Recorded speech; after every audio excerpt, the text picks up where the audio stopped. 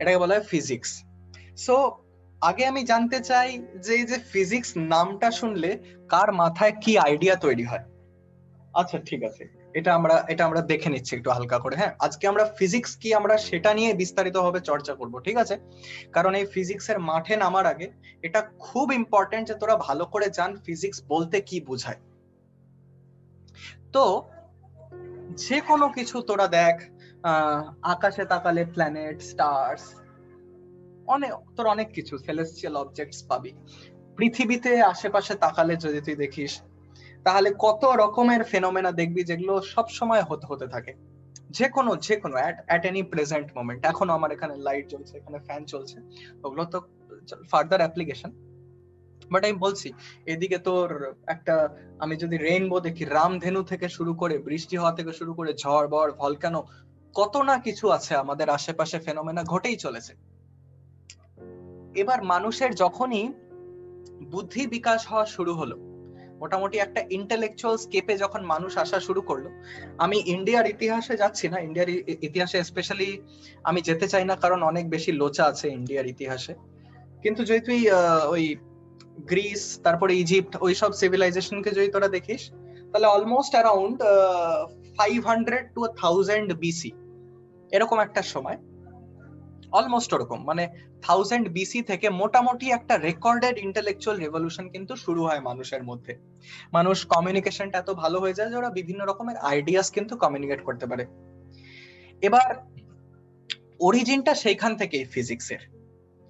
সে যাই বল না কেন, তোর যে কোনো ধর আকাশে দেখে এটা বলে দেওয়া, জাস্ট অবজার্ভ করে বলে দেওয়া যে এক্লিপস কবে কবে হচ্ছে, গ্রহণ কবে কবে লাগছে, পূর্ণিমা অমাবস্যা কবে কবে হচ্ছে, আকাশে দেখেই যে বলে দেওয়া, এই যে ফেনোমেননটা অবজার্ভ করে করে করে করে এসেছে, এই মেথডটা কিন্তু ফিজিক্স।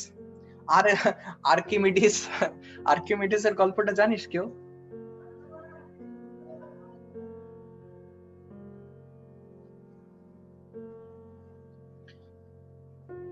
না না না না, আর্কিমিডিস একটা পাগলা লোক ছিল আমাদের মতনই। তো কি হয়েছিল না, একদিন একটা টবে বসে না, জাস্ট বসেছে স্নান করতে, ঠিক আছে, জল উপচে গেছে, হঠাৎ করে মাথায় খেয়াল এসেছে আর্কিমিডিস প্রিন্সিপাল, একদম জামা প্যান্ট ছাড়া দৌড়াতে দৌড়াতে গেছে রাজার কাছে। রাজা বলছে ভাই একটু গামছাটা পরে নাও মোটামুটি। সেখান থেকে এসেছে আমাদের আর্কিমিডিস প্রিন্সিপাল। তো এরকম র্যান্ডম ফেনোমেনা কিন্তু আমাদের অনেক রকমের সাইন্টিফিক ডেভেলপমেন্ট সামনে এনেছে। আর্কিমিডিস প্রিন্সিপাল দিয়ে আর্কিমিডিস বলেছিল যে সোনাটা যে ছিল রাজার ক্রাউনে সেটা ফলস কিনা সত্যি। তো বেসিক্যালি এরকম অনেক অবজারভেশনকে যদি আমরা একসঙ্গে দেখি, এটা কিন্তু সায়েন্সের ডোমেনে পড়ে আর কি, সায়েন্স। তো সায়েন্স মানে তোরা জানিস যে বিজ্ঞান, বিজ্ঞান মানে বেসিক্যালি জানার পদ্ধতি, আর কিছু না। তো এর যখন বিকাশ আমাদের হতে থাকে, আমরা বিভিন্ন রকমের স্টেটমেন্টস বলি, অ্যারিস্টটল বল, হ্যাঁ তোর, তারপরে যারা যারা পরে যারা এলো, ইউক্লিড বল, তোর ওই থেলস বল, বিভিন্ন রকমের ফিলোসফার্সরা এসেছেন, ওরা অনেক নিজেদের স্টেটমেন্টস ইয়ে করে গেছেন। সেখানে কিন্তু সবকটা যে এখন আমরা যদি ধরি সেটা যে ট্রু তা কিন্তু না। যেমন অ্যারিস্টটল এটা বলেছিল, মানে অ্যারিস্টটলদের সময় পৃথিবীটা কি ছিল বলতো, ফ্ল্যাট। পৃথিবীটা ফ্ল্যাট ছিল, আর পৃথিবীটা পুরো ইউনিভার্সের সেন্টার ছিল। বোঝা যাচ্ছে? কারণ বোঝ, তখন পারসেপশনটা কেমন ভাবে শেপ করা হয়েছিল, তখন পারসেপশনটা ছিল হচ্ছে ভীষণ সিম্পল, যে আমরা পৃথিবীতে আছি বসে, আমরা পৃথিবীতে বসে আছি আর সবকিছু আমরা দেখছি যে আমাদের আশপাশে ঘুরছে, সবকিছু, সূর্য থেকে শুরু করে, চন্দ্র থেকে শুরু করে, মেঘ থেকে শুরু করে, তারা থেকে শুরু করে, সব। একটা কিছু ঘুরছে না, ওটাকে না হয় নাম দিয়ে দিল পোল স্টার, ঠিক আছে, বাট অ্যাপার্ট ফ্রম দ্যাট তোর সবকিছুই ঘুরছে। তো এটা তো একদম স্বাভাবিক ব্যাপার না যে আমি ধরবো যে সবকিছু আমারই আশপাশে ঘোরে। আমাদের পৃথিবীটা বিশাল স্পেশাল ভাই, সবকিছু আমাদের আশেপাশে ঘোরে ভাই, আমরা তো ভগবান।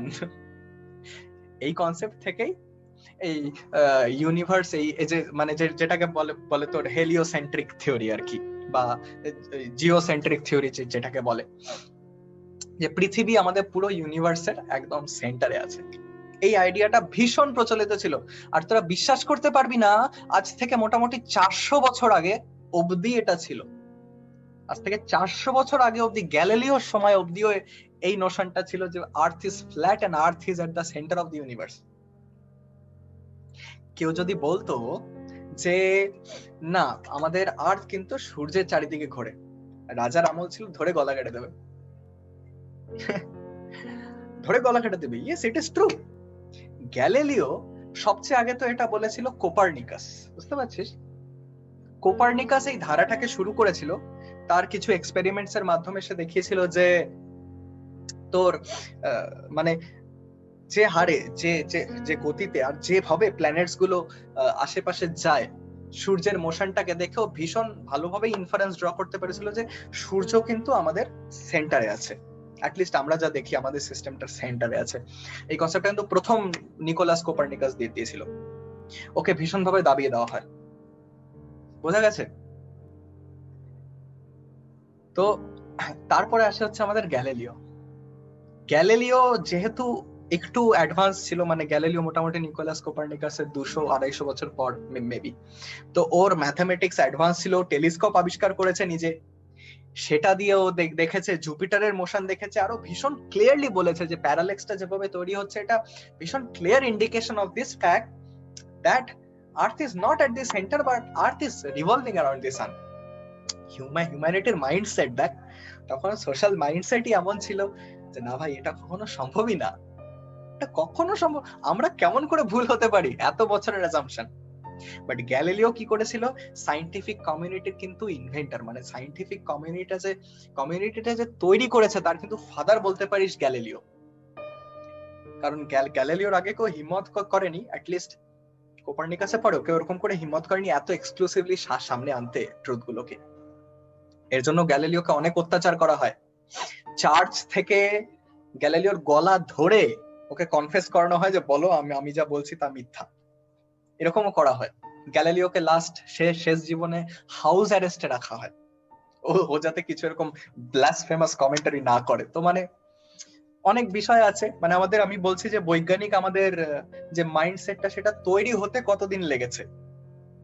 এই যে সায়েন্স বলছিস আজকে এত প্রচলিত কেন পৃথিবীতে, just because of the fact that it is unifying every people. এখানে কোনো বিলিফ সিস্টেম নেই, এখানে প্রতিটা জিনিস ডিবেটেবল, এমন না যে তোকে মানতে হবে না হলে ইউ গেট লস্ট, এরকম কিছু নেই এখানে। সায়েন্স আর রিলিজিয়নের মধ্যে এটাই তফাৎ। সায়েন্স ওই কোয়েশ্চেন গুলোকেই নিয়ে ডিল করে যেগুলো কোয়েশ্চেন নিয়ে রিলিজিয়ন ডিল করে। রিলিজিয়ন আর সায়েন্সের মধ্যে একটা ডিফারেন্স কোথায় এসে যায় বলতো, কেউ বলতে পারবি?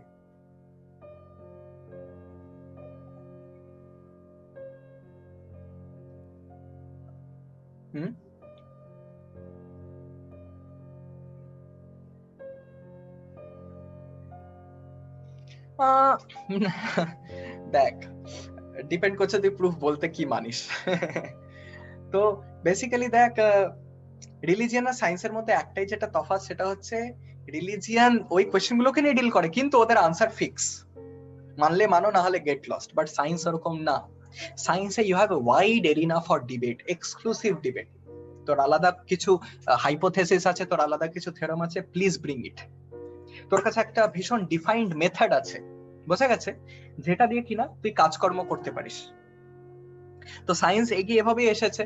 গ্যালিলিওর পর একটা বিশাল জাম্প মারে, গ্যালিলিও একটা বিশাল জাম্প মেরেছিল, কিন্তু ওটা দাবাতেই নিউটন এসে পড়ে। নিউটন যেই জাম্পটা মেরেছে তারপরে পুরো ফিজিক্স বদলে গেছে, মানে ফিজিক্স টার্মটাই নিউটন ডিফাইন করেছে। গ্যালিলিওর সময় এদেরকে বলা হতো ন্যাচারাল ফিলোসফার্স। নিউটন এসে এই ফিজিক্যাল ফেনোমেনা গুলোকে এত এক্সক্লুসিভলি ডিল করলো আর এত কিছু ফুটে বেরিয়ে আসলো। হ্যাঁ,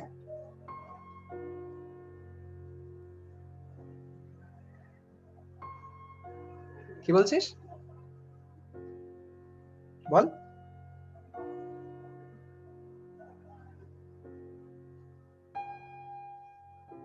অফকোর্স, ফিলোসফি ছাড়া সায়েন্সের কোনো মানে হয় না, সায়েন্সের কোনো বেসিস হয় না। এটাই আমার সঙ্গে একজন ছেলের একটা কনভারসেশন হয়েছিল যে সায়েন্সের বেসিসটাই তো ফিলোসফি রে বাবা। তুই একটা যে কোনো মডেল তুই হাইপোথেসাইজ করিস কিসের উপরে, একটা দর্শনের সিস্টেমের উপরে, একটা ফিলোসফির উপরে। তারপরে ওটার এক্সপেরিমেন্টাল ভেরিফিকেশন করিস, এটার interpretation once again philosophical. Physics ডোমেনটাই এমন, এখনো অবধি ফিলোসফির প্রচুর জায়গা আছে এখানে। You are thinking over something, তুই নিজের পয়েন্ট অফ ভিউ আনার চেষ্টা করছিস, this is philosophy. Without philosophy science is just not possible. এর জন্যই কিন্তু ন্যাচারাল ফিলোসফার বলা হয়। দেখ, সায়েন্স তুই একটা থিওরেম জানিস, সেটা নিয়ে তুই এক্সপেরিমেন্ট করলি, ভেরিফাই করলি, এক্সপেরিমেন্ট করলি, ভেরিফাই করলি, তারপরে বলছিস যে ফিলোসফি লাগে না, এটা কিন্তু ভুল। নতুন পাথ ব্রেকিং আইডিয়া মানেই ফিলোসফি। তবে বেসিক্যালি নিউটনই এই যে ফিজিক্স যেটাকে আমরা আজকে ব্রডলি জানি সেই ডোমেনটা কিন্তু খুলে দিল। আর তারপর থেকে একটা এমন একটা কি বলবো রেনেসার পিরিয়ড আসলো, বা রেনাইসেন্স যাই বল না কেন, intellectual revolution, industrial revolution, agricultural revolution, অনেক রকমের সমস্ত কিছু কিন্তু এই ফেজটাতে উঠে আসে তারপরে।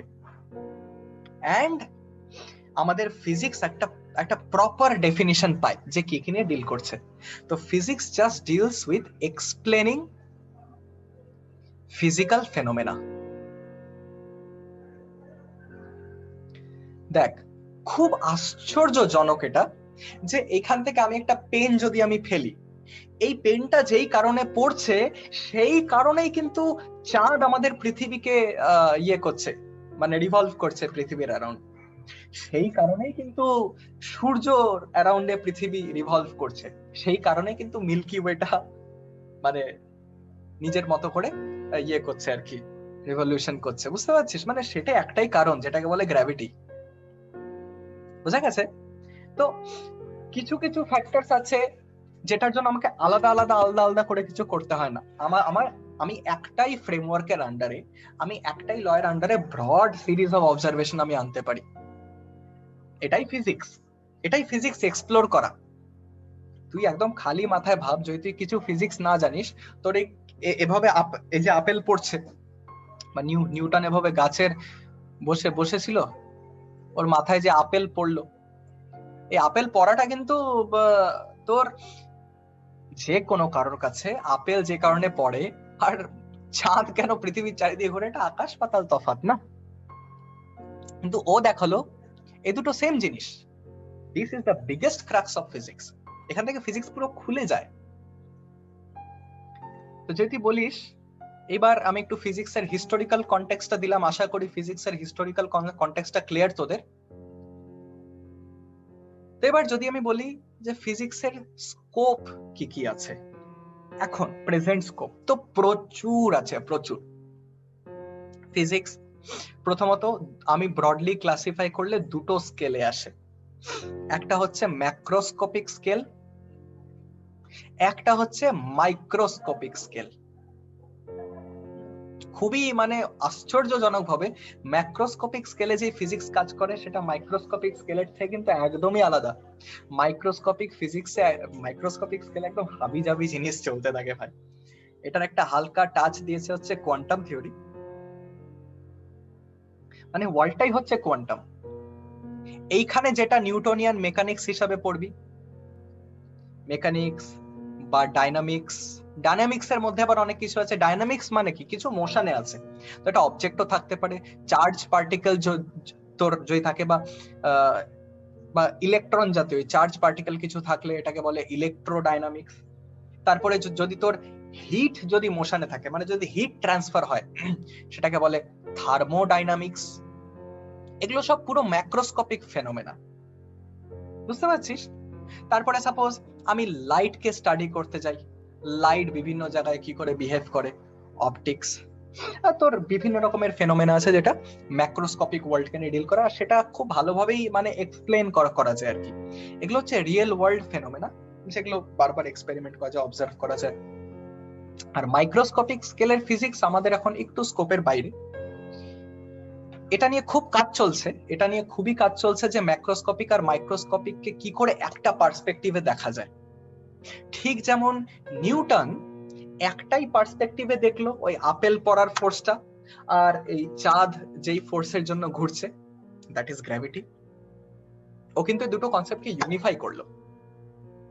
ঠিক ওরকম আমরা এখন পাচ্ছি যে মাইক্রোস্কোপিক স্কেলে একদম আলাদা রকমের ফিজিক্স চলছে, ম্যাক্রোস্কোপিক স্কেলে একদম আলাদা একটা ফিজিক্স চলছে, ইন্টারপ্রিটেশন গুলো এত আলাদা।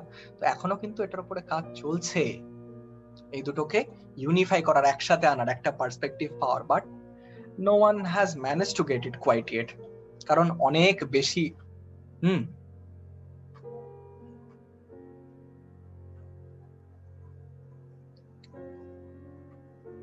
হ্যাঁ এক্স্যাক্টলি। আমি যখনই অ্যাটমিক স্কেলে যাচ্ছি আমি মাইক্রোস্কোপিক স্কেলে চলে যাচ্ছি। অ্যাটমিক স্কেলে কিন্তু নিউটনিয়ান মেকানিক্স লাগে না, contrary to our pre assumption.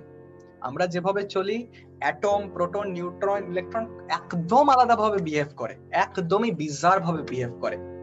সেই বিহেভিয়ার গুলোকে স্টাডি করে হচ্ছে কোয়ান্টাম থিওরি। তো হ্যাঁ, এরকম কেউ দেয়নি রে, এটা ধীরে ধীরে ধীরে ধীরে ডেভেলপ হয়েছে কিনা কোয়ান্টাম থিওরি ডিরাইভ করা যায় না। কোয়ান্টাম থিওরি জাস্ট আমরা অবজার্ভ করছি, আমরা মডেল বার করছি মোর অ্যাপ্রোপ্রিয়েট মডেল বসানোর জন্য। তো যে শুরু করেছে একজন যার নাম হচ্ছে থমাস ইয়াং, আমরা পড়বো থমাস ইয়াং। এ কিছু এক্সপেরিমেন্ট পড়েছে, এটার একটা আলাদা গল্প আছে। আমি চাই এই গল্পটা বলতে যখন আমরা একটু লাইট নিয়ে বা অপটিক্স নিয়ে একটু স্টাডি করব, তখন এটা তখনকার জন্য থাক সারপ্রাইজটা। এ আসলে কিছু এক্সপেরিমেন্ট করেছিল যেটাতে লাইটের আমরা যা নেচার জানতাম সেটা একদম উল্টায় প্রুফ করে। আমরা লাইট জানতাম পার্টিকেল, নিউটন মানে বলে আসছে নিউটনের অ্যাকচুয়ালি এত বেশি হোল্ড ছিল যে কেউ নিউটন ছাড়া কিছু মানতো না তখন। থমাস ইয়াং ওয়েভ দেখেছিল যে লাইট ওয়েভ হিসাবেও বিহেভ করতে পারে। এখান থেকে একটা বড় ঝামেলা আসে, বিশাল বড় একটা রাশ চলে 100 বছর ধরে সায়েন্টিফিক কমিউনিটিতে।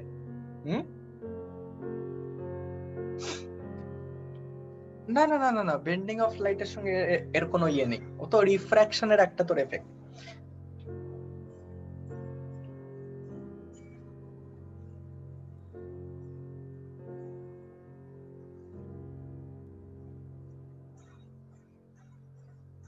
না এটা আসলে না, এটাকে এভাবে লিটারালি নেওয়া উচিত না, এটাই হচ্ছে সমস্যা। দেখ, if I be very honest, আমি কোয়ান্টাম থিওরি বুঝি না। যে আমাকে প্রফেসর তোর পড়িয়েছে, আমি 2-3 জন প্রফেসর কাছ থেকে পড়েছি, তারা বোঝে না কোয়ান্টাম থিওরি। আমার কাছে এই একটা বই আছে কোয়ান্টাম থিওরি, যে লিখেছে বইটা সে কোয়ান্টাম থিওরি বোঝে না। আচ্ছা, এই যে বইটা দেখেছিস আরেকটা, এটা ভীষণ পপুলার রাইটার কোয়ান্টাম থিওরির উপরে, লিওনার্ড সাসকিন, সে কোয়ান্টাম থিওরি বোঝে না। তাহলে ব্যাপারটা কি, এতজন বইটা কি নিয়ে লিখছে? বই লিখছে হচ্ছে কেমন করে আমি কোয়ান্টাম থিওরি অ্যাপ্লাই করতে পারি। কারণ কোয়ান্টাম থিওরি বোঝার মতো মাইন্ড, বোঝার মতো লজিক্যাল ফ্রেমওয়ার্ক আমাদের নেই। We have to accept this. আমাদের লজিক তৈরি হয়েছে আমাদের এই যা যা ফেনোমেনা আমরা দেখছি সেটা অবজার্ভ করে। কোয়ান্টাম ওয়ার্ল্ডে we have no idea of how things happen, যার জন্যই আমরা এক্সপ্লেন করতে পারি না।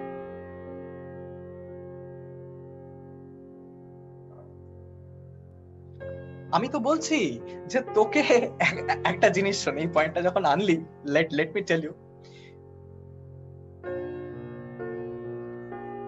Exactly, you can apply any concept without even knowing it. That's the crux. তোকে আমি বলছি, let me tell you this. এই যে লাইট জানিস, আজকে আমরা লাইট এখানে দেখছি, লাইট মোবাইল স্ক্রিনে দেখছিস, লাইট এই ল্যাপটপে আছে, লাইট সূর্যের আলো আছে। এই সেম লাইট একটা ফর্মে মাইক্রোওয়েভে কাজ করে খাবার গরম করতে, এই সেম লাইট আরেকভাবে এই ফোনে কাজ করে আমার সঙ্গে কথা বলতে, এই সেম লাইট একভাবে ব্রডব্যান্ডে কাজ করছে, সবই এই সেম লাইট। রেডিও আছে তোর কাছে, রেডিওর যে ইলেকট্রোম্যাগনেটিক ওয়েভ সেটাও লাইট এক ধরনের, সবই লাইট। আমরা জানি লাইটকে খুঁটিনাটি ভাবে কাজ কি করে করাতে হয়, কিন্তু আমরা কি জানি না লাইট কি জিনিস। and the interesting thing is, না না যেহেতু লাইট নিয়ে আমরা অবজার্ভ করতে করতেই আমরা কোয়ান্টাম থিওরিতে প্রবেশ করলাম, এর জন্য লাইট একটা জাস্ট এন্ট্রি পাথ। যে কোনো মাইক্রোস্কোপিক পার্টিকেল পার্টিকেল বলবো না, মাইক্রোস্কোপিক এন্টিটি কিন্তু কোয়ান্টাম থিওরি, মানে অ্যাটলিস্ট এখন প্রেজেন্ট স্কেলে কোয়ান্টাম থিওরি দিয়ে এক্সপ্লেন করা যায়। অনেক কিছু আছে রে মা এটাতে, না রে। তো ও অ্যান্টম্যান, আচ্ছা বুঝলাম, শুনছি। না না, হতে পারে না। আমি আমি দ্বারা এই ক্লাসের শেষে তোরা যদি মেকানিক্সটা ভালো করে করিস, তাহলে আমি কোয়ান্টাম মেকানিক্সের হালকা একটু ইন্ট্রোডাকশন দেব। আমি নিজে পড়াশোনা করছি, লোকেরা আছে যারা রিসার্চ করছে, কেউ বোঝেনি এটা, জাস্ট ইউজ করার কি কি টেকনিক্স আছে সেগুলোকে জাস্ট বোঝার চেষ্টা। আর যে কোনো কাউকে ইউজ করতে হলে বুঝতে লাগে না কাউকে, কে বলছে? আরে বাবা, তুই বল না, তুই আজকে এই যে এই ফোনটা, তুই আজকে কাউকে কল করছিস, তুই ঘন্টা কিছু বুঝছিস কি চলছে এই একটা কল করার জন্য? সেটা কি তোর বোঝার দরকার পড়ে? বল না। ইনস্টাগ্রাম করছিস,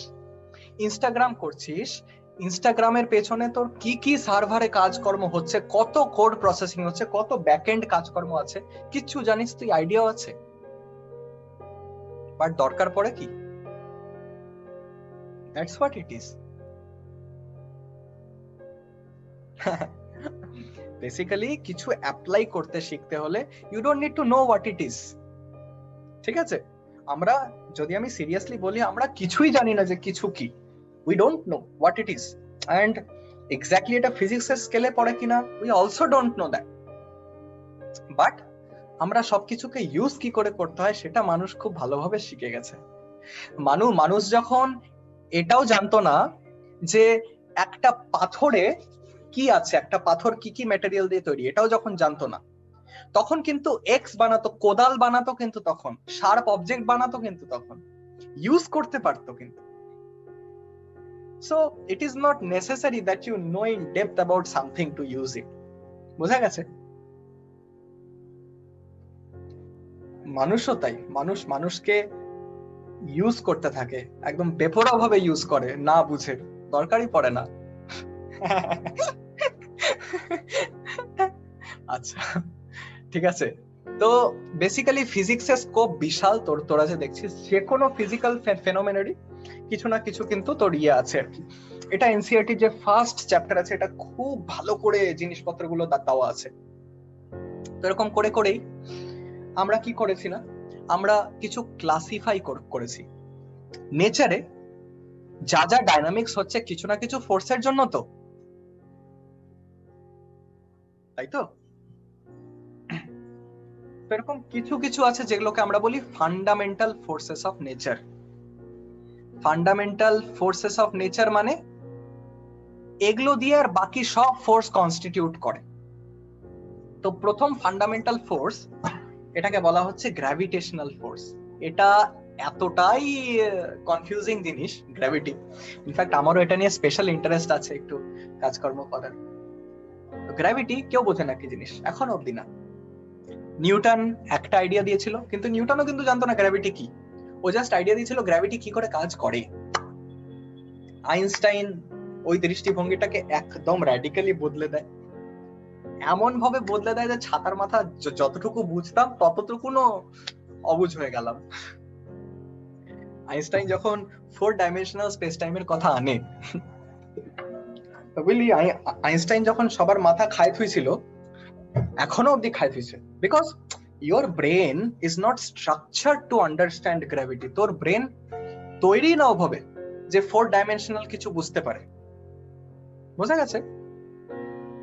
তো গ্র্যাভিটেশনাল ফোর্স হচ্ছে একটা force, highly not understood, quite misunderstood, but এটা নিয়ে প্রচুর কাজকর্ম চলছে। এটা নিয়ে ইনফ্যাক্ট এটা ইউনিফিকেশন থিওরির লাস্ট পার্ট হচ্ছে, ইউনাইট করার চেষ্টা করা এটাকে। কেউ জানে না, যাকে, ওগুলো অনেক পরের কথা। তারপরে আসছে হচ্ছে ইলেকট্রোম্যাগনেটিক ফোর্স, মানে এটা একটা ভীষণই ফান্ডামেন্টাল ফোর্স নেচারের, মানে যেটা তো দুটো চার্জ যে এক্সপেরিয়েন্স করে, যেই ফোর্সের জন্য দুটো চার্জ সেম চার্জ রিপেল করে বা অপোজিট চার্জ অ্যাট্রাক্ট করে, সেটাকে বলা হয় electromagnetic force. This is very fundamental, very very fundamental, বুঝলি? আচ্ছা, তারপরে আসে আরেকটা ফোর্স হচ্ছে স্ট্রং নিউক্লিয়ার ফোর্স। এইটা আবার কি নতুন ধরনের ফোর্স বাবা? তো দেখ একটা জিনিস দেখ, তোরা অ্যাটমের স্ট্রাকচার জানিস কেমন দেখতে? একটা অ্যাটম কেমন দেখতে বলতো?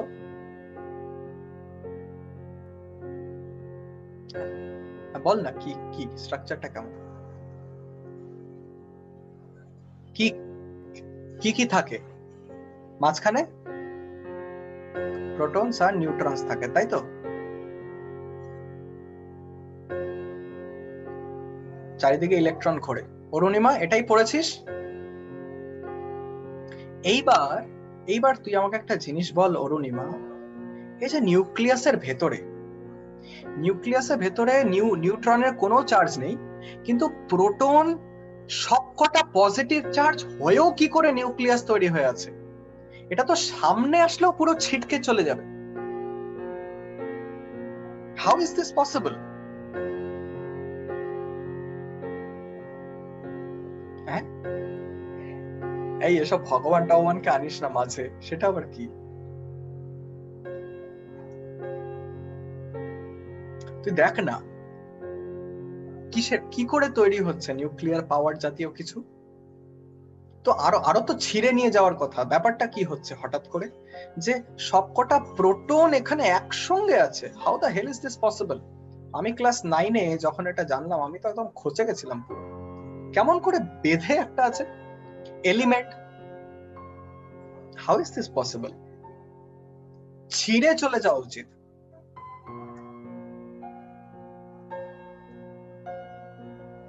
নেগেটিভ তো নেই এখানে। তুই ভাব, দুটো ইলেকট্রন বা দুটো প্রোটনকে তুই সামনে আনতে পারবি না, এতটা রিপালশন হয়। সেটা কুলম ফোর্স দিয়ে বার করা যায়। কিন্তু এখানে সবকটা প্রোটন একসঙ্গে আছে একটা পুরো নিউক্লিয়াস স্টেবল বানিয়ে। How is this possible? না, নিউক্লিয়াসটা তো থাকারই কথা না, প্রোটন তো থাকারই কথা না সবকটা একসাথে। তুই কখনো একটা ম্যাগনেটের নর্থ পোলকে একসঙ্গে বেঁধে রাখতে পারবি? এক্স্যাক্টলি এটাই তো এখানে। হ্যাঁ, তো কি করে এখানে আছে এরা আটকে? এই কোয়েশ্চেনটা পাজল করে দিয়েছিল সায়েন্টিস্টদের এক সময়। মাথা ঘুরে গেছিল যে how the hell is this possible, এটা তো সম্ভবই হওয়ার কথা না। তখনই আসলো হ্যাঁ, এই কোয়েশ্চেনটাই আমারও মাথায় এসেছিল। তোরা তো জাস্টিফাই করার জন্য লেগে পড়ে আছিস। এটা এটা এটা আসলে স্ট্রং নিউক্লিয়ার ফোর্সের কনসেপ্টের জন্ম দেয়। যে স্ট্রং এতটাই স্ট্রং, এটা হচ্ছে strongest force in the universe. Gravity ভীষণ উইক ফোর্স। ইলেকট্রোম্যাগনেটিক ফোর্স একটু স্ট্রং নিউক্লিয়ার ফোর্স সব থেকে স্ট্রং। এতটা স্ট্রং যে সবকটা প্রোটনকে একসঙ্গে ধরে রাখছে। কি হয় না, স্ট্রং ফোর্স ভীষণই শর্ট ডিস্টেন্সে কাজ করে। ডিস্টেন্স খুব ছোট না হলে এটা কাজ করে না। এগুলো তোর গোটাটাই চলে যাচ্ছে হচ্ছে তোর পার্টিকেল থিওরিতে। এটাকে বলে হাই এনার্জি ফিজিক্স। আমার হায়ার স্টাডিজ করার খুব ইচ্ছা এই টপিকটা নিয়ে।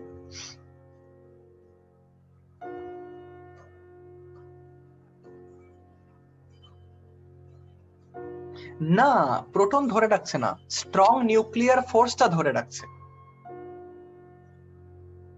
বুঝছিস? কারণ প্রোটনের তো রিপালশন আছে রে বাবা নিজের মধ্যে। তো এই দুটো প্রোটন হচ্ছে দুটো সেম নেচারের হাজবেন্ড ওয়াইফের মতো, সবসময় ছাড়ে যেতে চায়।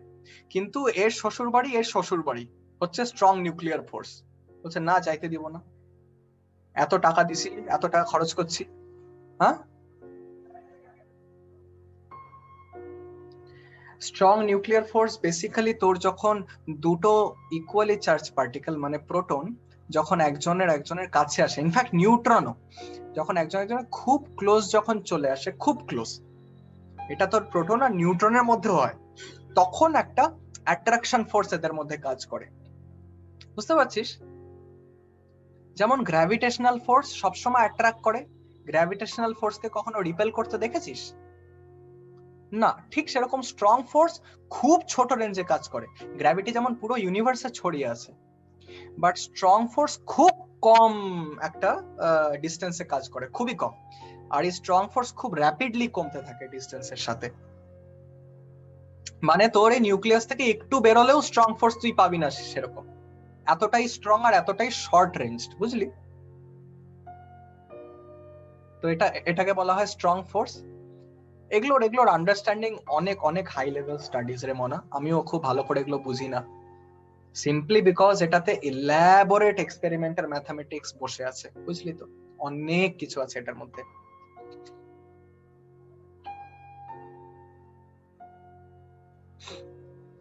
না না, এটাকে ভাঙলে প্রডিউস হয়।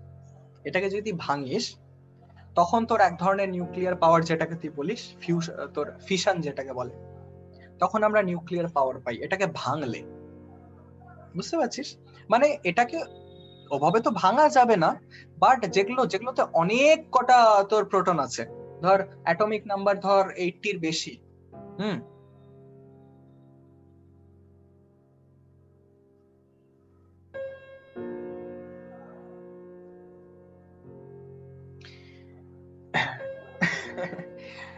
কি করে ফিল করতে পারবি ওর জন্য আমি একটা কাজ করছি, তোকে টাইম মেশিনে বসে হিরোশিমা নাগাসাকিতে পাঠিয়ে দিচ্ছি।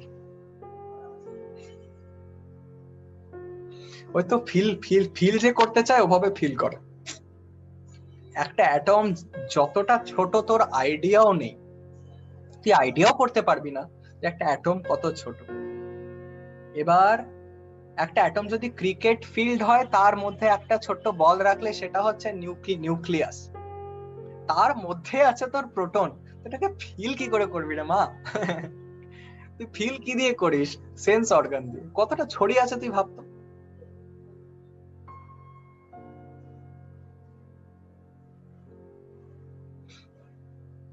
না না, তোর তোর এগুলো বিশাল হিট এনার্জি রিলিজ হয়, এটাকে তো তোর কাজে লাগায় ফিশন পাওয়ার প্ল্যান্টে বল, বা বম যখন ডিস্ট্রাকটিভ পারপাস, এটাই তো কাজে লাগায়। অ্যাটম বম যেটাকে বলে, অ্যাটম বোমে তো এই প্রিন্সিপালটাকেই কাজে লাগায়।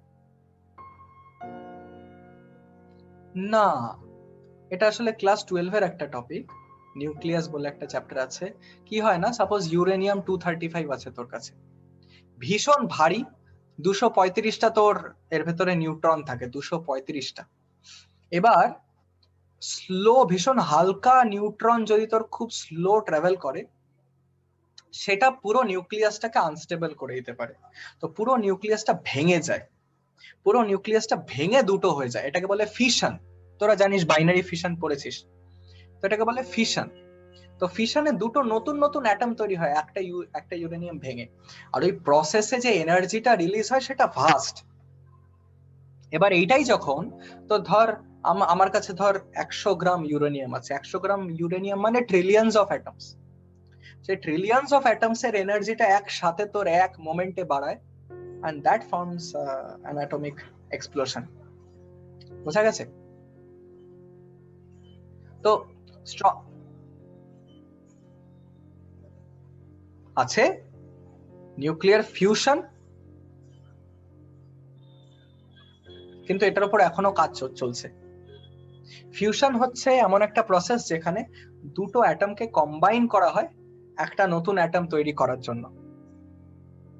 সেটা যেহেতু সেটা ভীষণ ডিস্ট্রাকটিভ, ফিশনকে তাও কন্ট্রোল করা যায়, এজন্য নিউক্লিয়ার ফিশন পাওয়ার প্ল্যান্ট দেখিস। কিন্তু ফিউশনকে কন্ট্রোল করা যায় না, এতটাই টেম্পারেচার তৈরি মানে জেনারেট হয়, কন্ট্রোল করা যায় না আর কি। তো এখন চলছে। হুম হুম, থিওরি তো আছে, প্র্যাকটিক্যালও আছে বাবা। চায়না ডেভেলপ করার চেষ্টা করছে এমন এমন মানে এমন একটা ডিভাইস যেটা 10⁷ কেলভিন এতখানি টেম্পারেচারকে উইথস্ট্যান্ড করতে পারে। তো দেখা যাক কি হয়। হুম, তোর সূর্যে যেটা হচ্ছে সেটা কিন্তু ফিউশন হচ্ছে। সূর্য যে আমাদের এনার্জি দিচ্ছে, this is just with fusion, nuclear fusion. ওখানে হাইড্রোজেন আর হিলিয়াম সবসময় কনভার্সন চলছে, বুঝলি?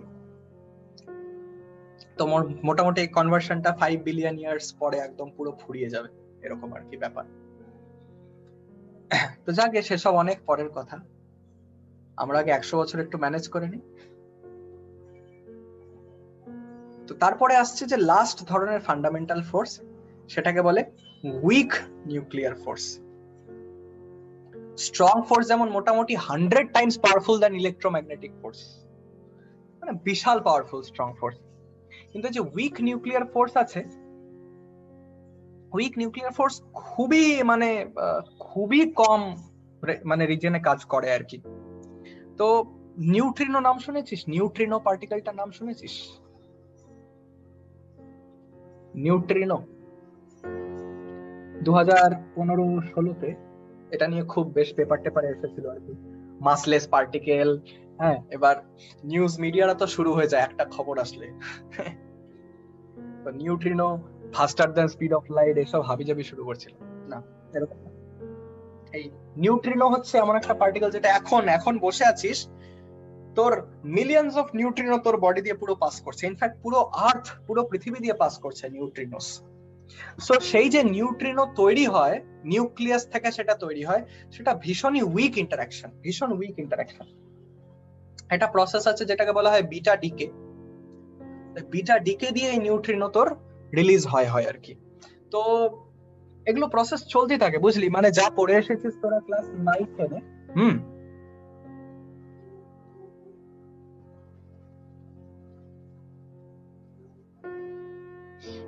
আচ্ছা, তো আমি বলছি নিউট্রিনো আছে না, এই নিউট্রিনো যেভাবে তৈরি হয়, বিটা ডিকে হচ্ছে প্রসেসটার নাম।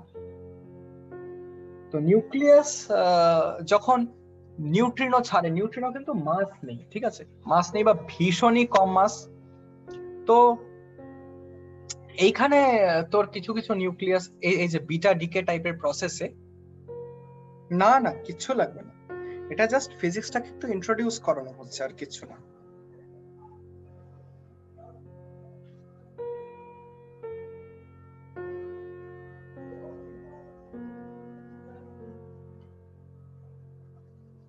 না, আমাদের ইউনিভার্সে আপাতত আমাদের যা যা ফিজিক্স জানা আছে, না পারে না।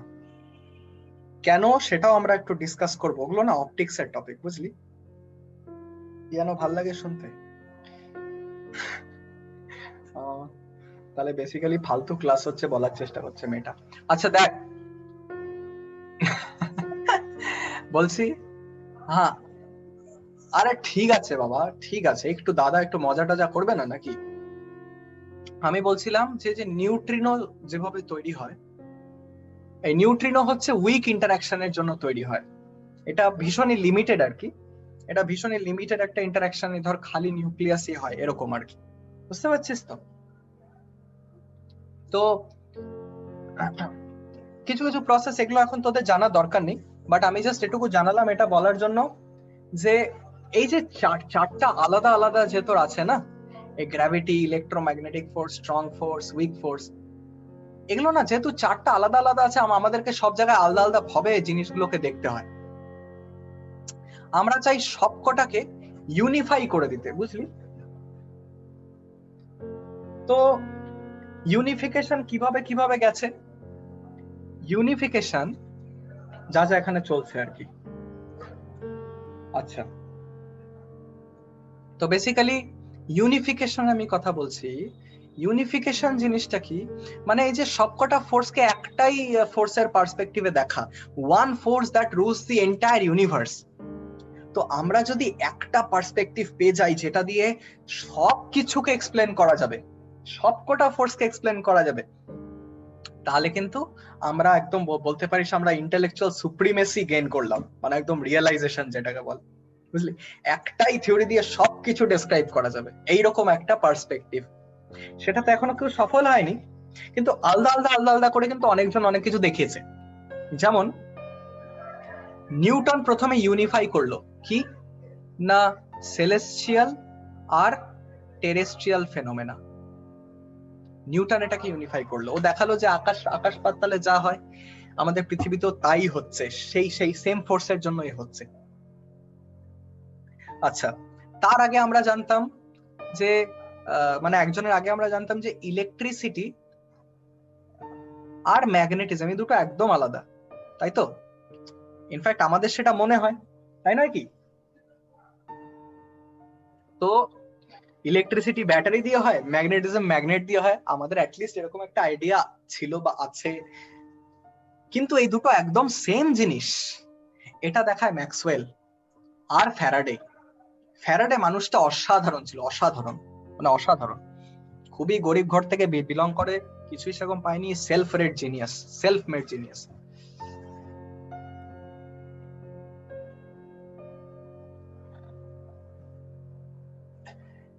এটা তুই তোর কোয়েশ্চেনটা ঠিক এরকম হলো যে যে ইনহেলেশনের জন্য এক্সেলেশন হচ্ছে না এক্সেলেশনের জন্য ইনহেলেশন হচ্ছে,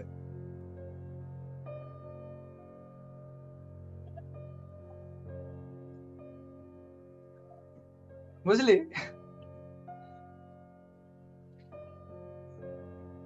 দুটো দুটো না, ওরকম ওরকম কিছু নাই, দুটো ওতপ্রোতভাবে জড়িত। মানে ইলেকট্রিসিটি আর ম্যাগনেটিজম একদমই আলাদা জিনিস না, আমরা খালি আলাদা আলাদা করে দেখছি ওটাকে, আমাদের পারসেপশনই ফ্লড এর জন্য, আর কিছু না। ইলেকট্রিসিটি আর ম্যাগনেটিজম ইলেকট্রোম্যাগনেটিক ফিল্ডের দুটো জাস্ট ফেনোমেনা, আর কিছু না। বোঝা গেছে? ইলেকট্রিসিটি আসলেই ম্যাগনেটিজম থাকে, আর ম্যাগনেটিজম থাকলে ইলেকট্রিসিটি থাকে। বোঝা যাচ্ছে? ম্যাগনেটিজম থাকলেই ইলেকট্রিসিটি আনা যায়, এটাকে বলা হয় ইলেকট্রোম্যাগনেটিক ইন্ডাকশন। আর ইলেকট্রিসিটি দিয়ে যে ইলেকট্রিসিটি ফ্লো করলে, ইলেকট্রিসিটি থাকলেই ম্যাগনেটিক ফিল্ড থাকবে, সেটা থেকেই তো আমাদের বড় বড় থিওরি বেরিয়েছে। ঠিক আছে, এই দুটো একই যে, এটা এটা তার মানে কি এটা ইউনিফাই করা হয়ে গেল? আগে আমরা জানতাম ইলেকট্রিসিটি আর ম্যাগনেটিজম আলাদা আলাদা ফেনোমেনা, সবাই জানতো তাই। কিন্তু এখানে আজ থেকে মোটামুটি 200 বছর আগে এটা দেখা গেল যে না, এটা একই জিনিস, বেসিক্সটা একদম একই, চারটা ইকুয়েশন ম্যাক্সওয়েলের, এটার উপরই ভিত্তি করে আইনস্টাইনের রিলেটিভিটি। বুঝলি?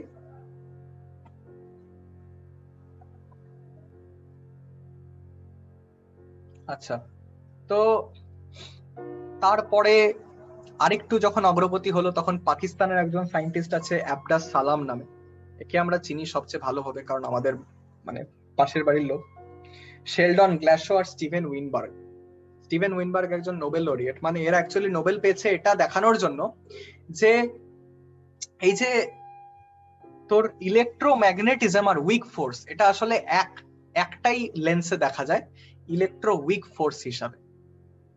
মানে ইলেকট্রো উইক ফোর্সেরই দুটো অ্যাঙ্গেল, একটা ইলেকট্রোম্যাগনেটিক ফোর্স, একটা উইক ফোর্স। এটা একটা বিশাল বড় ডিসকভারি, কারণ এর আগে কিন্তু সবাই মানে অ্যাটলিস্ট কমন পারসেপশন যেটা ছিল সায়েন্টিফিক কমিউনিটিতে, যে উইক ফোর্স ভীষণই ছোট জায়গায় একটা স্পেসিফিক কেসে ব্যবহৃত হয়, আর ইলেকট্রোম্যাগনেটিক ফোর্সটা একটা আলাদা ফোর্স। বাট সেই দুটো যে সেম, সেটা দেখালো এরা তিনজন মিলে। তো এরকম করে করে করে করে আমরা কিন্তু এগিয়ে গেছি আস্তে আস্তে আস্তে আস্তে তোর ইয়ের দিকে, তোর মানে আস্তে আস্তে আমরা এগিয়ে গেছি তোর ইউনিফিকেশনের দিকে। এইবার তোর একটা জিনিস যেটা একদম ইউনিফাই করা যায়নি, সেটা হচ্ছে এই গ্র্যাভিটি আর এই তোর যাই বল আর কি ইলেকট্রোউইক ফোর্স বা ইলেকট্রোম্যাগনেটিজম, সেটাকে কিন্তু এখনো ইউনিফাই করা যায়নি। মানে ইনফ্যাক্ট গ্র্যাভিটি হচ্ছে লাস্ট একটা ব্যারিয়ার, যেটা যেটা স্পেশাল রিলেটিভিটি বা থিওরি অফ রিলেটিভিটি নিয়ে ডিল করে। ওটা যদি ইউনিফাই করা যায় ইলেকট্রোম্যাগনেটিক ফোর্সের সাথে, তাহলে আমাদের নোন ফোর্সের মধ্যে ইউনিফিকেশন আমরা অ্যাচিভ করে যাবো। মানে আমরা একটাই লেন্স দিয়ে আমরা সবকটা ফেনোমেনা দেখতে পারবো, আমাদের আলাদা আলাদা আলাদা আলাদা করে কিছু করতে হবে না। আমাদেরকে ব্রাহ্মণ, তোর ক্ষত্রিয়, বৈশ্য, শূদ্র করে কাউকে দেখতে হবে না, আমরা মানুষ হিসাবে দেখবো সবকিছুকে, জাস্ট মানুষের আলাদা আলাদা ফর্ম, আলাদা আলাদা অকুপেশন, কাজ। বুঝলি?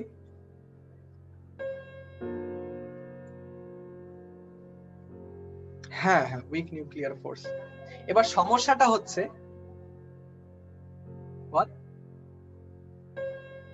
ইউনিফিকেশনটা কি করে হয় সেটা বোঝার জন্য তোকে অনেক ডেপথে যেতে হবে ফিজিক্সের রে মা।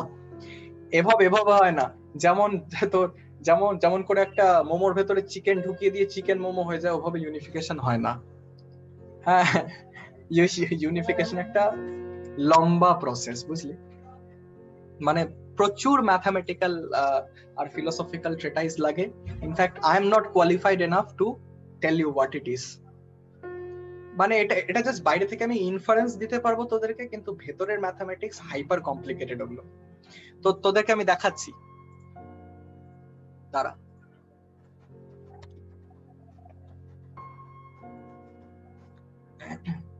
গ্র্যান্ড ইউনিফিকেশন থিওরি যদি তোরা দেখতে চাস না, দাঁড়া, একটা ফর্মুলা আছে, 1 মিনিট দাঁড়া, আমি ডেভিড টং এর লেকচারটা একবার দেখি। এই যে দেখ, এই থিওরিটা দেখতে পাচ্ছিস, এই লেখাটা দেখতে পাচ্ছিস?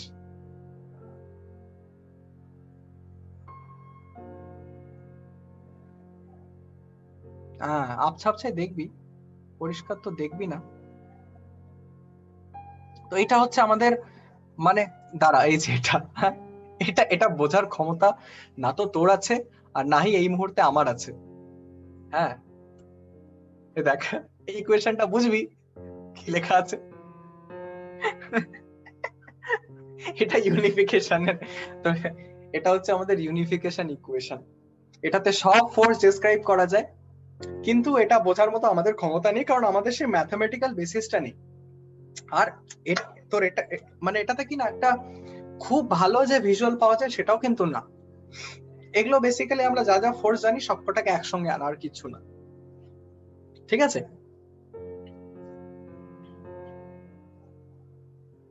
এটা ক্লাস 11টা খুবই বাচ্চা ক্লাস এক্সপ্লেন করার জন্য, বুঝতে পারছিস? তো বেসিক্যালি আমরা এখনো তো ম্যাথমেটিক্স এর এম অবধি ছুঁইনি, বিশাল ম্যাথমেটিক্স আছে, ঠিক আছে এটার পেছনে। সেটা আর কি একটু আইডিয়া দিতে চাচ্ছিলাম তোদের, কারণ প্রচুর ব্রাঞ্চ খুলে যায় once you go to that level of physics. আমি আমি আমি তো এখনো পড়াশোনা করছি এসব নিয়ে, তো অনেক অনেক ব্যাপার আছে এর মধ্যে। ক্লাস 11 এর স্কোপে তো একদমই নেই। তো আমি জাস্ট এটা বলার চেষ্টা করছি যে তোর বেসিক্যালি ফিজিক্স এর স্কোপটা কি, আমরা ফিজিক্স দিয়ে কি করতে চাই, কি কি করা যায়, কি কি করা গেছে, এই আর কি। বুঝলি ব্যাপারটা?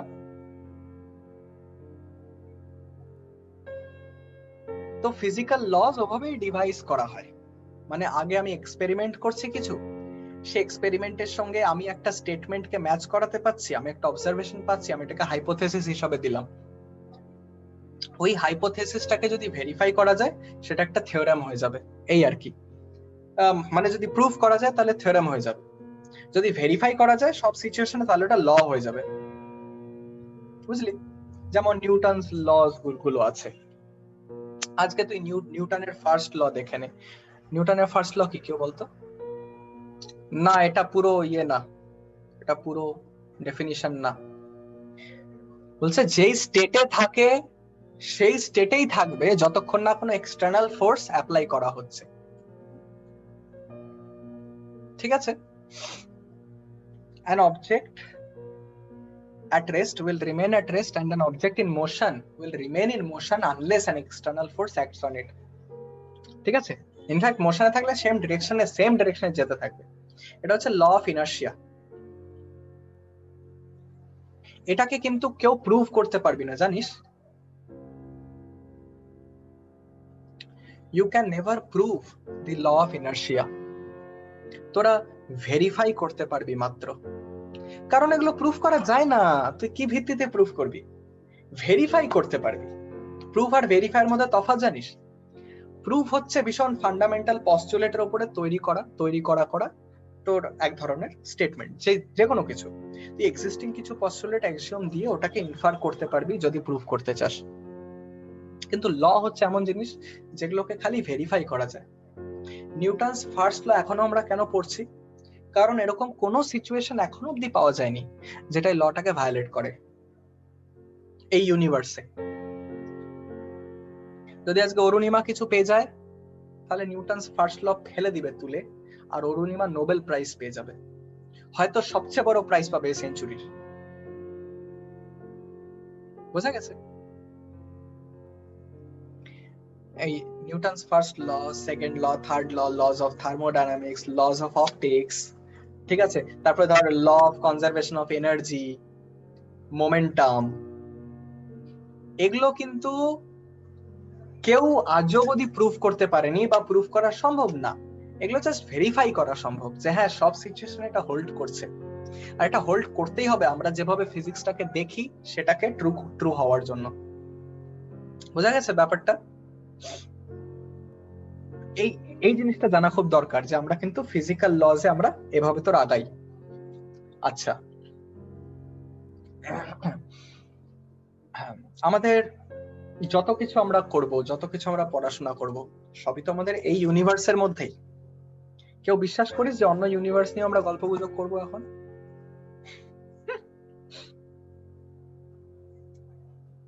না, আমাদের ইউনিভার্সে আমরা আটকে আছি, আমরা এখানেই থাকবো, এখানকারই আমরা ফিজিক্স নিয়ে গল্প গুজব করবো।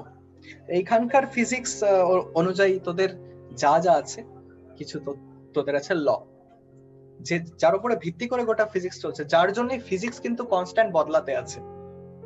প্রতি 5-6 বছরে ফিজিক্স চেঞ্জ হচ্ছে এখন, অ্যাটলিস্ট আমাদের ফান্ডামেন্টাল আন্ডারস্ট্যান্ডিং অনেক কিছু সম্বন্ধে।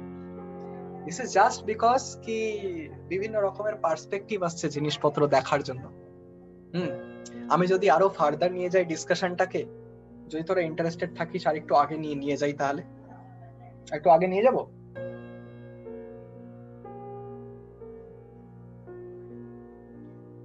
সাপোজ কোনোদিন ভেবে দেখেছিস একদম ফান্ডামেন্টালি একটা অবজেক্টের মাস কেমন করে আসে? How the hell does mass come from? বা চার্জ কেমন করে আসে? ভাই মাস মানে ওয়েট না, ওয়েট গ্র্যাভিটেশনাল পুল একটা মাসের উপরে, যে কোনো প্ল্যানেটের। তো চার্জ এসব কেন আসে? Why, what causes charge, what causes mass? জানিস এটা কিছু? মানে কোনো আইডিয়া? হ্যাঁ, ভাব।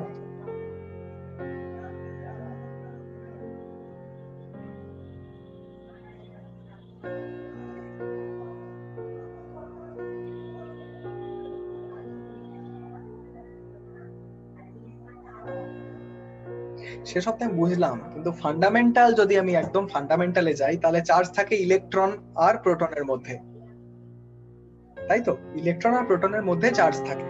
এবার চার্জ জিনিসটা কি? What causes charge? What causes charge?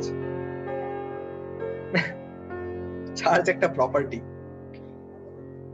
What causes charge? না, ইলেকট্রন প্রোটন একটা প্রপার্টি চার্জ, যার জন্য এদের মধ্যে কিছু এফেক্ট দেখায়, সেটা একদম আলাদা জিনিস। আমি বলছি এট দি ফার্স্ট প্লেস এরকম চার্জ এক্সিস্ট করেটা কেন, বা মাস এক্সিস্ট করেটা কেন? এটা একটা পার্টিকেল থাকা মানে ওর মাস কেন থাকতে হবে? হ্যাঁ, অবজেক্টটাকে চার্জের মধ্যে ফেলি মানে আই চার্জার বলছি না, কিন্তু চার্জ বলছি, চার্জার বলছি না। অন করি না, এক্স্যাক্টলি চার্জ ডিস্ট্রয় হয় না কেন? ওয়াই?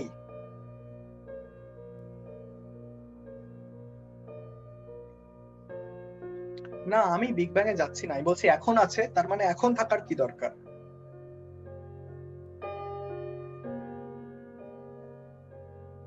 দেখ, আগে আমরা জানতাম যে এনার্জি আলাদা জিনিস, মাস আলাদা জিনিস। আইনস্টাইন আসলো, দেখালো দুটোই সেম, মানে দুটোই জাস্ট একটার ফর্ম মাত্র, আর কিছু না।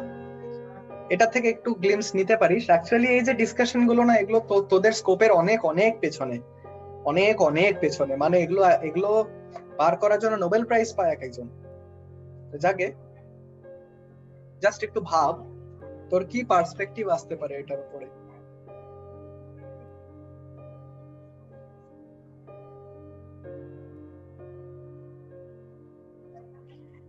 যদি আমাকে জিজ্ঞাসা করিস রে মা, আমিও তো জানি না। আমিও জানি না, সিরিয়াসলি জানি না। ইনফ্যাক্ট পৃথিবীর কেউ জানে না। আমরা জাস্ট এই অবজারভেশন গুলোকে ভেরিফাই করার জন্য বা এক্সপ্লেন করার জন্য আমরা হাইপোথেসিস দিতে পারি মাত্র। বোঝা যাচ্ছে? যে মাস, একটা কোনো কিছুর মাস কেন হয়, এই কোয়েশ্চেনটা হাজার হাজার বছর ধরে মানে চলমান। এখন অব্দি ক্লিয়ার কিছু হয়নি, বাট একটা ইনসাইট পাওয়া গেছে on something known as Higgs boson. আমি জানি না তোরা নাম শুনেছিস কিনা। তো তোর একটা থিওরি আছে যেটার নাম কোয়ান্টাম ফিল্ড থিওরি। এগুলো ভীষণই অ্যাডভান্সড জিনিসপত্র আর কি। হিগস বোসন হচ্ছে পার্টিকেলটার নাম, মানে হিগস ফিল্ড বলতে পারিস যদি ওরকম করে বলতে চাস। বেসিক্যালি কোয়ান্টাম ফিল্ড থিওরি বলে একটা ফিজিক্সের ব্রাঞ্চ আছে, হাই এনার্জি ফিজিক্সেরই একটা ব্রাঞ্চ আছে, যেগুলো ডিল করে একদম ফান্ডামেন্টালস নিয়ে আর কি। এটার একদম আলাদা একটা ভিজুয়ালাইজেশন, এগুলো ভীষণ অ্যাডভান্স জিনিস। তো বলা হয় যে একটা ফিল্ডের সঙ্গে ইন্টারঅ্যাক্ট করলে প্রচুর ফ্লাকচুয়েশনস তৈরি হয়, সেগুলোই হচ্ছে প্রপার্টিস, বুঝলি? মানে হিগস ফিল্ডের সঙ্গে যদি একটা ফিল্ড ইন্টারঅ্যাক্ট করে তাহলে হিগস ফিল্ড মাস দেয় একটা কিছুর, একটা তোর অবজেক্টের বা একটা যে কোনো পার্টিকেলের, বুঝলি? মানে এভাবে জিনিসপত্রগুলোকে এক্সপ্লেন করার চেষ্টা করা হয়। But this are very unanswered questions. প্রচুর আনঅ্যান্সার্ড কোয়েশ্চেন আছে রে, তোদের মাথা খারাপ হয়ে যাবে যদি আমি কোয়েশ্চেন গুলোকে তুলতে থাকি এখানে। হ্যাঁ, suppose time, what is time? Nobody knows. সবাই জানে টাইম ম্যানেজমেন্ট, হ্যাঁ, সবাই জানে টাইম কি করে কম করতে হয়, সবাই ঘড়ি বানাতে পারে, ঘড়িয়াল না বোঝে সময়ের মর্ম। কিন্তু সময়, what is time, nobody knows. Nobody, at least in the scientific domain, nobody knows what time is. ভীষণ fundamental concept, we don't know what it is. আমরা জানি না ডিস্টেন্স কি জিনিস, we never know what is distance. আমরা এটা জানি না যে সবচেয়ে বাইরে কি আছে, সবচেয়ে বাইরে কিছু থাকতেই পারে না, কারণ কিছু থাকলে তার বাইরে কিছু থাকবে। সবচেয়ে ভেতরে কি আছে, we don't know. These are very very fundamental questions, আর ফিলোসফিক্যাল ডিবেটের পর ডিবেট চলতেই আছে এইসব টপিকের উপরে। Hello, very much a part of physics. And আমাদের এরকম লোকজন দরকার যারা এর উপরে একটু আমাদের দিতে পারে, কিছু একটু আমাদেরকে আইডিয়া দিতে পারে। কারণ ফিজিক্স এখন একদম জবথব অবস্থা, বিভিন্ন জন বিভিন্ন দিকে চলে গেছে। কেউ চলে গেছে কোয়ান্টাম থিওরি নিয়ে, তোর আগে গেছে, কেউ গেছে ফিল্ড থিওরি নিয়ে, কেউ গেছে লুপ কোয়ান্টাম গ্র্যাভিটি নিয়ে, কেউ গেছে স্ট্রিং থিওরি নিয়ে, নতুন একটা থিওরি বেরিয়েছে কোয়ান্টাম গ্র্যাভিটি। সমস্তটাই ফান্ডামেন্টালস এক্সপ্লেন করার জন্য, বুঝলি?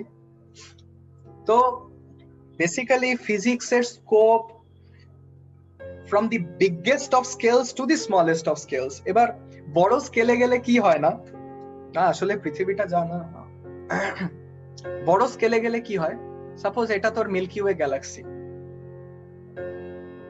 এইখানটাতে কোথাও তোরা আছিস, এইখানটাতে, মানে তোরা এত ছোট যে আইডিয়াও নেই তোদের, মানে খুব ইন্টেলেকচুয়ালি বোঝা খুব মুশকিল।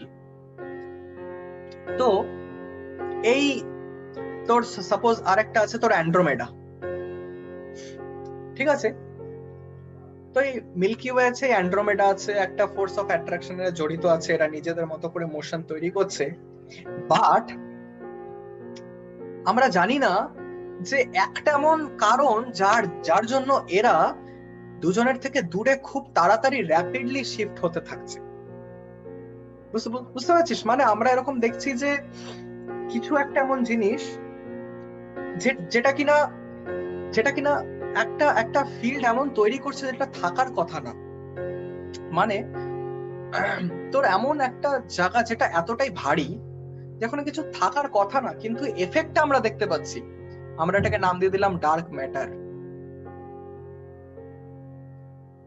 তারপরে আমরা দেখলাম যে ইউনিভার্স অ্যাক্সেলারেট করছে এখনো অব্দি, বাট অ্যাক্সেলারেট করানোর জন্য কিছু একটা লাগবে, কিছু একটা এনার্জি যেটা সবসময় মানে চলমান কাজে আছে আর কি। We don't know what it is. তো আমরা ওটার কি নাম দিয়ে দিলাম? Dark energy. দেখ, কনসেপ্ট গুলো অনেক কটা তোর সায়েন্স ফিকশনের মতো হয়ে যাচ্ছে, but this are pretty much astrophysical concept.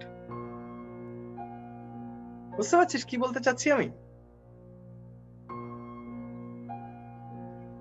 তো বিশাল বড় যদি আমরা স্কেলে যেতে চাই, আমাদের কিছু না কিছু অ্যানোমালি এরকম তৈরি হয়ে যায়, আমাদের কিছু না কিছু এরকম অ্যানোমালি আছে, মানে কনসেপচুয়াল অ্যানোমালি যেগুলোকে আমরা মিলাতে পারি না, এগুলো বিশাল বড় স্কেলে, গ্যালাকটিক ইন্টার গ্যালাকটিক স্কেলে। আবার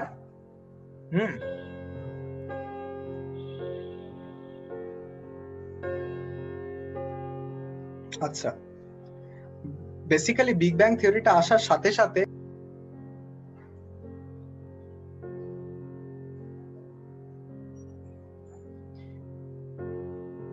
বাট ইউনিভার্সটা স্লো ডাউন না হয়ে গিয়ে এটা অ্যাক্সেলারেট করছে, বুঝতে পারছিস? এইখান থেকে ডার্ক এনার্জি কনসেপ্টটা কিছু তো একটা এনার্জি হবে যেটা এটাকে অ্যাক্সেলারেট করাচ্ছে। একটা গাড়িকে যদি আমাকে অ্যাক্সেলারেট করাতে আমাকে এক্সট্রা ফোর্স তো দিতে হবে না? তো এরকম কিছু আছে যেটা ইউনিভার্সকে অ্যাক্সেলারেট করাচ্ছে, আমরা জানি না কি, আমরা সেটাকে নাম দিয়ে দিলাম ডার্ক এনার্জি, বুঝতে পারছিস? তো আমরা জানি না কি এখনো, তো বিশাল বড় স্কেল থেকে বিশাল ছোট স্কেলে প্রতিটা ফেনোমেনা ফিজিক্সের একটা পার্ট, আর actually there is a lot to explore in physics. বোঝা গেছে ব্যাপারটা? তো স্কোপ অফ ফিজিক্স কত দূর যায় তোরা বুঝতে পারছিস? একটু আইডিয়া পেলি? অরুণিমা,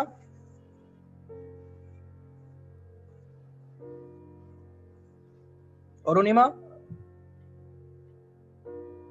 আছে ক্লাসে?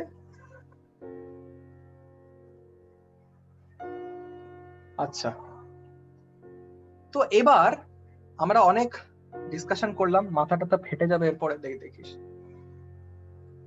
তো বেসিক্যালি আমরা এবার আসি ক্লাস 11 আমরা কতটুকু পড়বো, ঠিক আছে? ক্লাস 11 এর সিলেবাস আমরা কতটুকু পড়বো? সো একদম প্রথমে আমরা পড়বো যেটা, যে চ্যাপ্টারটার নাম সেটা হচ্ছে ইউনিটস এন্ড মেজারমেন্টস,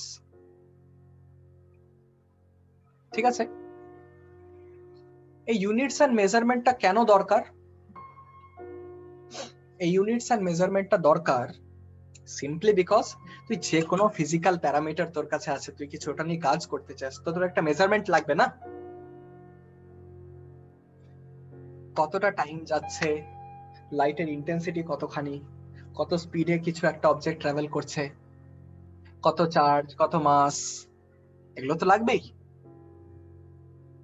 বুঝতে পারছিস? এর জন্য আমরা পড়বো প্রথম চ্যাপ্টার হচ্ছে ইউনিটস এন্ড মেজারমেন্ট। এটা না পড়ে আমরা আগে যাবোই না ফিজিক্সের, কারণ সবকিছুই তো মেজারমেন্ট নিয়ে। ফিজিক্যাল ওয়ার্ল্ড তো আমরা কমপ্লিট করলাম, এর থেকে অনেক বেশি আমি ডিসকাস করলাম, যা আছে তার থেকে অনেক বেশি। তোরা পড়ে একটু দেখতে পারিস আর কি কি আছে। তবে বেসিক ফিজিক্যাল ওয়ার্ল্ডটা সবচেয়ে ইম্পর্টেন্ট চ্যাপ্টার, মানে আমি বলি, যদি ওটা কখনো এক্সামে জিজ্ঞাসা করে না, এটা তোর এডুকেশন সিস্টেমের ফেলিওর। তো যাকে না কিছু থাকে না, এটা জাস্ট স্কোপ বলার জন্য তোদের, যে ফিজিক্স কত দূর অব্দি যায়। কোশ্চেন থাকে না, এটাই তো সবচেয়ে দুঃখজনক। তো সবচেয়ে আগে আছে আমাদের ইউনিটস এন্ড মেজারমেন্ট, এটা আমরা কমপ্লিট করলাম। তারপরে আসছে একদম মোশন, বেসিক যেটা তোরা ক্লাস 9-এ পড়েছিলিস, motion in a straight line. এটা আমরা একটু বিস্তারে দেখবো এবার, ঠিক আছে? মোশন হয়ে গেল, তারপরে আমরা দেখবো motion in a plane. Motion in a plane মানে এরকম একটা প্লেনের মধ্যে মোশন। আগে একটা স্ট্রেট লাইনে 1 ডাইমেনশনাল ছিল, এখন 2 ডাইমেনশনাল মোশন। প্লেন মানে অ্যারোপ্লেনে মোশনের জন্য একটা চ্যাপ্টার বানায় নেই, চাপ নিস না। তো এই দুটো যে চ্যাপ্টার আছে, এই দুটো চ্যাপ্টার কিন্তু খালি মোশনকে নিয়ে ডিল করে, মানে খালি মোশন হচ্ছে, মোশনের এফেক্ট গুলোকে নিয়ে ডিল করে, বুঝলি? কিন্তু কেন মোশন হচ্ছে, হোয়াট কজেস মোশন, এই দুটো চ্যাপ্টার কিন্তু ডিসকাস করে না। তো সেইটা ডিসকাস করা হচ্ছে একটা চ্যাপ্টার যেটার নাম লজ অফ মোশন। বোঝা যাচ্ছে? লজ অফ মোশন ডিসকাস করে যে হোয়াট কজেস মোশন, মানে মোশন তো বুঝলাম বাবু ভাইয়া হলো, কিন্তু মোশনটা কিসের জন্য অ্যাকচুয়ালি হয়? ফোর্সের জন্য হয়। তো সেটা নিয়ে বিস্তারিত ভাবে ডিসকাস করা এই চ্যাপ্টারটাতে, লজ অফ মোশন যেটা আছে। ক্লিয়ার? আচ্ছা, নেক্সট আমাদের যে চ্যাপ্টারটা আছে সেটার নাম হচ্ছে ওয়ার্ক, এনার্জি অ্যান্ড পাওয়ার। এটাও খুব ইম্পর্টেন্ট চ্যাপ্টার। এটা আমরা একটু দেখতে চাই যে ফোর্সের সঙ্গে ওয়ার্কের কনসেপ্টটা, এনার্জির কনসেপ্ট কিভাবে জড়িত, কারণ ফোর্স তোকে অ্যাপ্লাই করতে গেলে কিছু তো এনার্জি লাগবে তোর। তো সেই দুটোকে রিলেট করার জন্য ওয়ার্ক, এনার্জি, পাওয়ার তোদেরকে করাচ্ছে। আর ঠিক তারপরে চলে আসলো খুব ইম্পর্টেন্ট একটা chapter in context to exam, in context to understanding, সেটা হচ্ছে system of particles and rotational motion. Arunima বুঝতে পারছিস? সিস্টেম অফ পার্টিকেলস কি জিনিস দেখ, এই সবকটা চ্যাপ্টারে না, এই সবকটা চ্যাপ্টারে আমরা একটাই পার্টিকেল ধরে কাজকর্ম করে আসবো, একটাই particle. But in reality there are thousands of particles, millions of particles, তাই না, একটা সিস্টেমের মধ্যে। তো এটা হচ্ছে একটু রিয়েলিস্টিক গ্রাউন্ডে আসা, system of particles and rotational motion, ঠিক আছে। তারপরে আমরা তার যে লাস্ট চ্যাপ্টার পড়বো সেটা হচ্ছে গ্র্যাভিটেশন। আমরা এটা নিয়ে একটু ডিপে যাব, যে এটা কেমন করে হয় বা কিভাবে আমরা এক্সপ্লেন করতে পারি জিনিসপত্র, ঠিক আছে। That will cover part 1 of our physics syllabus, ঠিক আছে। প্রেটি মাচ মোশন মেকানিক্স নিয়ে আমরা ঘাটাঘাটি করলাম। মেকানিক্স বলে এই পার্টটাকে, মানে মেকানিক্স আর ডাইনামিক্স বলতে পারিস। এই রোটেশনাল মোশন তোর এসব হচ্ছে তোর মানে বেসিক্যালি রোটেশনাল ডাইনামিক্স বলিস। তো টোটাল স্ট্যাটিক্স আর তোর মেকানিক্স মিলে এটা হচ্ছে ডাইনামিক্স গেল। এইবার তোর নেক্সট পার্ট 2 তে আসছে মেকানিক্যাল প্রপার্টিজ অফ সলিডস, ঠিক আছে। এটা একটু অ্যাপ্লিকেশন বেসড চ্যাপ্টার, মানে পার্ট 2টা গোটাটাই মোটামুটি অ্যাপ্লিকেশন বেসড। এটা কোথায় লাগে, তোর একটা ব্রিজ তুই ডিজাইন করছিস, ব্রিজ কতখানি লোড নিতে পারবে, কতদিন টিকতে পারবে, বুঝতে পারছিস, বা তোর গরমকালে কতখানি এক্সপ্যানশন হয়, কি বৃত্তান্ত, সবকিছু এই চ্যাপ্টারটার মধ্যে হালকা করে দেওয়া আছে, ঠিক আছে। মেকানিক্যাল প্রপার্টি অফ সলিড হলো খালি সলিড না, লিকুইডও আছে। লিকুইড, হ্যাঁ, আলাদা চ্যাপ্টার। লিকুইডের খুব ইন্টারেস্টিং প্রচুর প্রপার্টিজ আছে, দেখবি আমি আজকে একটা ভিডিও আপলোড করলাম আমার চ্যানেলে, হ্যাঁ সেখানে দেখবি একটা এক্সপেরিমেন্ট করা আছে লিকুইড নিয়ে, ওগুলো আমরা ডিসকাস করব এখানে বিস্তারিতভাবে, ম্যাথমেটিক্সটা কি করে যাবে, ঠিক আছে। তারপরে মেকানিক্যাল প্রপার্টির পরে আমরা আসছি thermal properties, thermal properties of matter. এগুলো তোর বিভিন্ন টপিক নিয়ে ডিল করবে, যে গ্যাস বল, মানে বেসিক্যালি এটা গ্যাস নিয়ে ডিল করবে। একটা ঘরের মধ্যে গ্যাস আছে, ওটা কেমন করে কি টেম্পারেচারে কিভাবে কি বিহেভ করবে, ঠিক আছে। তোর মানে টেম্পারেচারের কনসেপ্টটা কি, কোথা থেকে জিনিসপত্র এসেছে, হিট ট্রান্সফার, এগুলোই আর কি, ঠিক আছে। তারপর আসছে একটা খুব ইম্পর্টেন্ট চ্যাপ্টার যেটার নাম হচ্ছে থার্মোডাইনামিক্স। থার্মোডাইনামিক্স একটা খুব ইম্পর্টেন্ট চ্যাপ্টার। পুরো ইউনিভার্সে কিন্তু থার্মোডাইনামিক্স কাজ করে, জানিস। থার্মোডাইনামিক্স এর জন্য আজকে তুই ফ্রিজ ডিজাইন করতে পারছিস, থার্মোডাইনামিক্স এর জন্য আজকে যে কোনো রকমের ইঞ্জিন তুই ডিজাইন করতে পারছিস। এই যে তুই স্পেসএক্স এ দেখিস মার্লিন ইঞ্জিন ইউজ করছে এরা কিন্তু বেসিক্যালি মার্লিন ইঞ্জিন ইউজ করছে, ভীষণই অ্যাডভান্সড ইঞ্জিন। এটা কিন্তু থার্মোডাইনামিক্স দিয়ে ডেভেলপ করা হয়েছে। থার্মোডাইনামিক্স দিয়ে তুই বুঝতে পারিস, মার্লিন ইঞ্জিন এক ধরনের ইঞ্জিন যেটা স্পেসএক্স এর রকেটে ইউজ করছে।